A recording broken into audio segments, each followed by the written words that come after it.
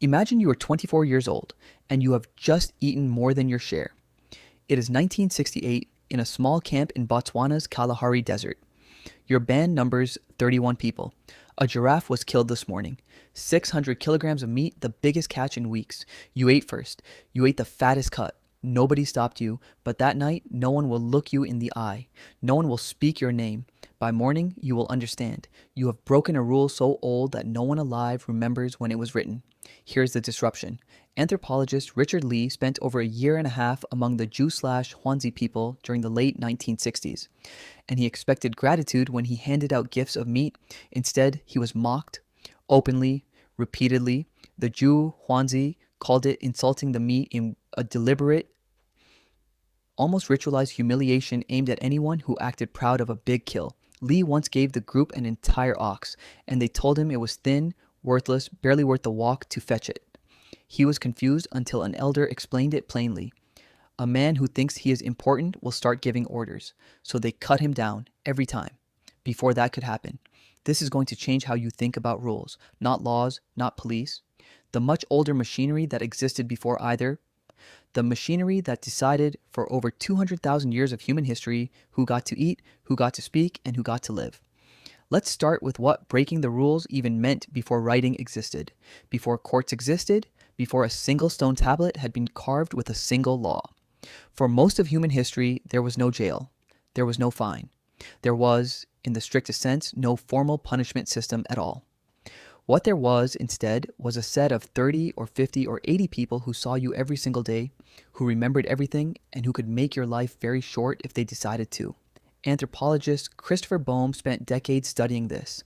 In his 1999 book, Hierarchy in the Forest, Boehm analyzed ethnographic records from 48 different foraging societies, groups in Africa, South America, Australia, and the Arctic who lived, until recently, without chiefs, without kings, without any centralized authority at all.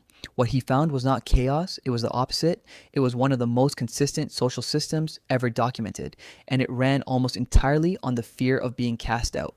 Boehm called it reverse dominance hierarchy. In most primate groups, chimpanzees, gorillas, baboons, a handful of individuals dominate the rest. But somewhere in our evolutionary past, something flipped. The group as a whole became the dominant force, and it aimed that force specifically at anyone who tried to bully, hoard, or boss the others around. The bullies didn't disappear because humans became naturally kind.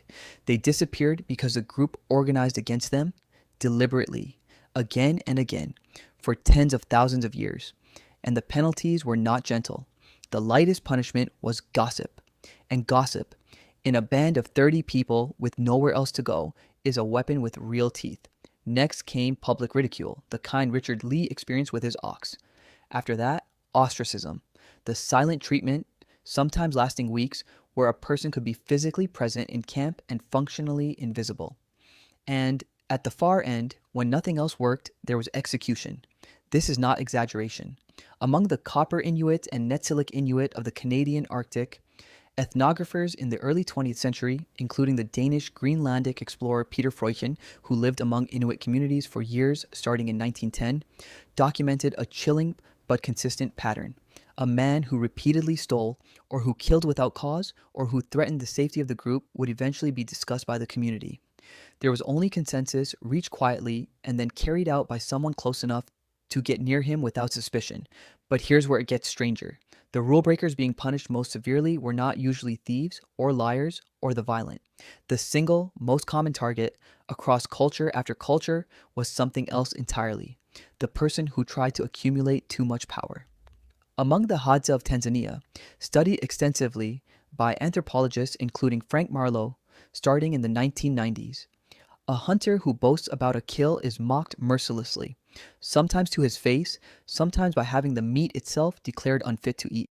Among the Ashe of eastern Paraguay, researched by Kim Hill and Magdalena Hurtado across more than a decade of fieldwork beginning in the 1970s, food is shared so thoroughly and so immediately after a hunt that a man who tries to keep the best parts for his own family becomes, within days, a social outcast. Not because he stole, because he tried to be more than everyone else. This is a rule you were never told existed, not don't steal, not don't kill. The oldest rule, older than any of those, might be simpler and stranger. Don't rise too far above the group.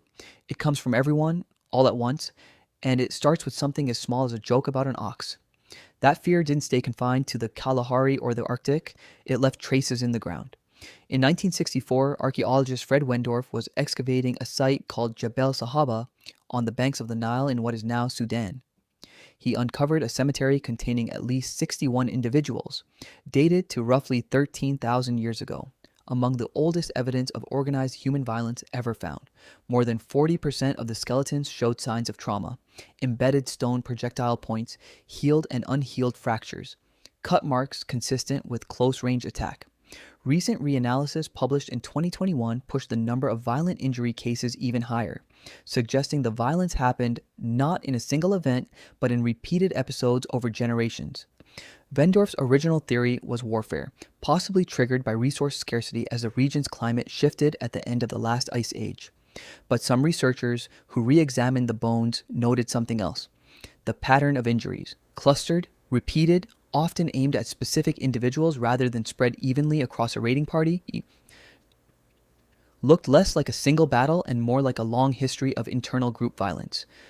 Punishment, feud, and exile enforcement, layered over centuries, are difficult to rule out. 13,000 years later, most of us will never face a harpoon or a stone-tipped arrow for breaking a social rule.